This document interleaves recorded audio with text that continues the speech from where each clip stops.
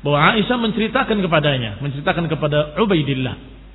Qalat, kata Aisyah, kana ala Rasulillah SAW khamisatun sauda, bahwa Rasulullah SAW memiliki selimut hitam, hina ishtadda bihi waja'uhu, ketika sakit beliau sangat, yani ketika dahsyat-dahsyatnya, ketika parah-parahnya sakit beliau.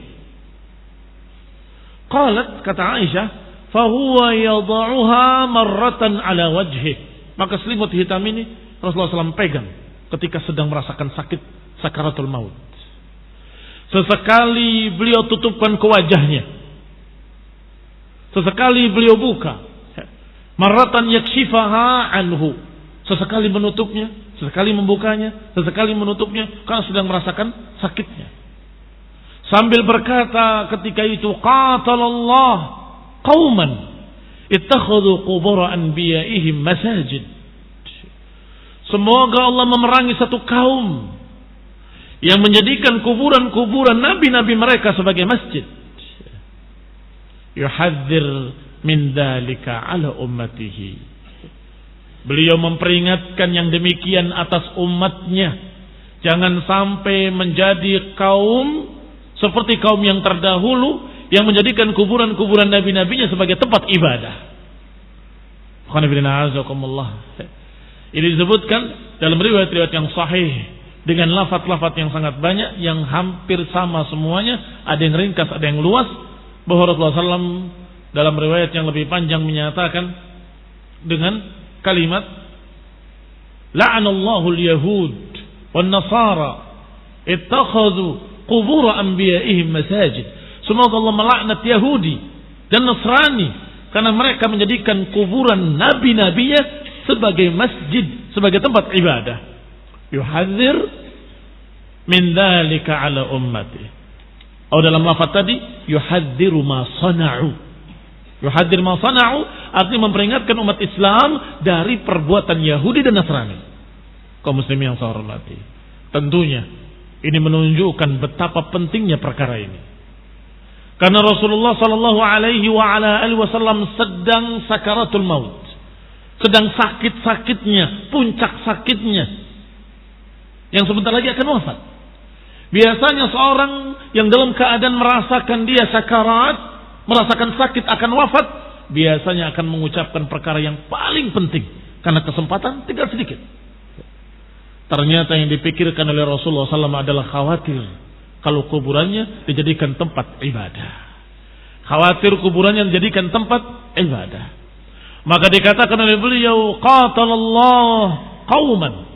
Dalam satu lafaz. Dalam lafaz lain, la'anallahu al-yahud wan nasara. Allah melaknat Yahudi dan Nasrani karena mengambil kuburan nabi-nabi mereka sebagai masjid. yakni betul-betul dibangun masjid di atasnya, atau dijadikan fungsinya seperti fungsi masjid, tempat ibadah. Dan ini dalil yang sangat kuat bahwa yang namanya kuburan tidak boleh dijadikan tempat ibadah. Yang namanya kuburan tidak boleh dibangun sebagai masjid.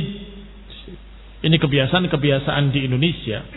Dan subhanallah sama juga dengan kebiasaan di Mesir dan kebiasaan di Pakistan dan di Irak. Kalau ada kuburan orang soleh dibangun masjid. Padahal Nabi sudah menyatakan la'anallahu al-yahud ittakhadhu qubur anbiya'ihim masajid. Semoga Allah melaknat Yahudi karena menjadikan kuburan nabinya sebagai masjid. Yuhadzir ma sana'u. Maknanya wahai kaum muslimin, kalau aku benar-benar wafat, kalau aku benar-benar meninggal, jangan jadikan kuburanku sebagai tempat ibadah, jangan jadikan kuburanku sebagai masjid. Kaum muslimin yang saya hormati, hanya saja qaddarallahu wa ma syaa fa'al. Takdir Allah dan apa yang Allah kehendaki pasti terjadi. Masjid Rasulullah SAW diperluas.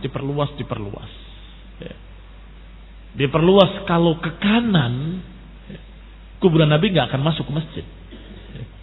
Tetapi kebiasaan mereka waktu itu, khususnya di zaman Turki, bukan memperpanjangnya ke kanan, tapi memperpanjangnya simetris, kanan ke kiri dengan seimbang, kanan kiri dengan seimbang, sehingga jadilah kuburan Rasulullah SAW sudah di dalam masjid. Tetapi bukan membangun masjid di kuburan, memperluas masjid.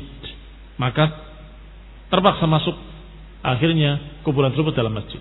Maka nasihat para ulama dengan apa yang sudah terjadi sekarang ini, kalau kita ke Masjid Nabawi, maka niatkan untuk ke masjid dan mengambil fadilah masjid, dan setelah itu kita mengucapkan salawat kepada Nabi ketika masuk masjid, sebagaimana kata Imam Malik rahimahullah. Dan jangan menyengaja ke dekat kuburan Nabi untuk sholat di sana, karena nggak ada keutamaan untuk sholat di hadapan atau di belakang kamar Aisyah, karena kuburan Nabi di kamar Aisyah sudah ditutup rapat oleh pemerintah Saudi, jazahumullahu khairan, sehingga tidak ada orang yang bisa masuk ke kuburan Nabi. Tetapi ada yang menyengaja di belakang kamar Nabi, merasa kalau dia sholat menghadap kuburan Nabi lebih afdal. Tidak ada. Tetap yang namanya sholat di shaf terdepan paling afdal. Di shaf terdepan paling afdal. Maka kita bisa lihat ketika sholat-sholat wajib yang berkumpul berdesak-desakan di kuburan adalah orang-orang jahil, orang-orang bodoh.